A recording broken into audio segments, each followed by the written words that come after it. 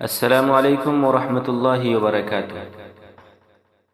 محترم ناظرین، وہ دو ارکان پارلیمنٹ جنہوں نے خواتین ریزرویشن بل کی مخالفت میں ووٹ کیا ہے، کیا آپ جانتے ہیں؟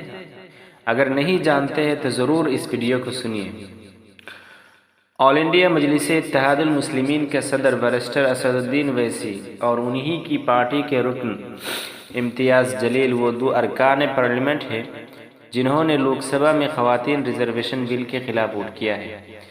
خواتین ریزرویشن بل کو پارلیمنٹ کے خصوصی اجلاس کے دوران لوک سبھا میں ریکارڈ 454 ووٹوں کے ساتھ منظور کر لیا گیا، لیکن بل کی مخالفت میں صرف 2 ووٹ پڑے اور ان 2 ارکان پارلیمنٹ کا تعلق آل انڈیا مجلس اتحاد المسلمین یعنی AIMIM سے ہے۔ خواتین ریزرویشن بل پر بحث کے دوران اویسی نے ناری شکتی وندن ادھینیم کی مخالفت میں کہا کہ وہ اس بل کی مخالفت کرتے ہیں کیونکہ اس میں مسلم اور اوبیسی کمیونٹی سے تعلق رکھنے والی خواتین کے لیے دفعات کا فقدان ہے۔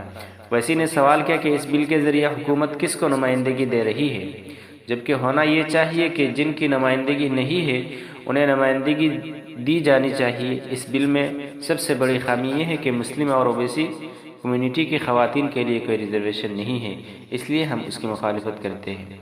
دیکھیے، آپ کو معلوم ہے کہ پارلیمنٹ میں بہت سارے MPs ہیں، لیکن کسی نے اس بل کی مخالفت نہیں کی، صرف اسد الدین اویسی اور امتیاز جلیل جو کہ ارکان پارلیمنٹ ہے انہوں نے اس بل کی مخالفت کی۔ آپ اس بل کے بارے میں کیا رائے رکھتے ہیں ضرور کمنٹ کر کے بتائیں۔ السلام علیکم، شکریہ۔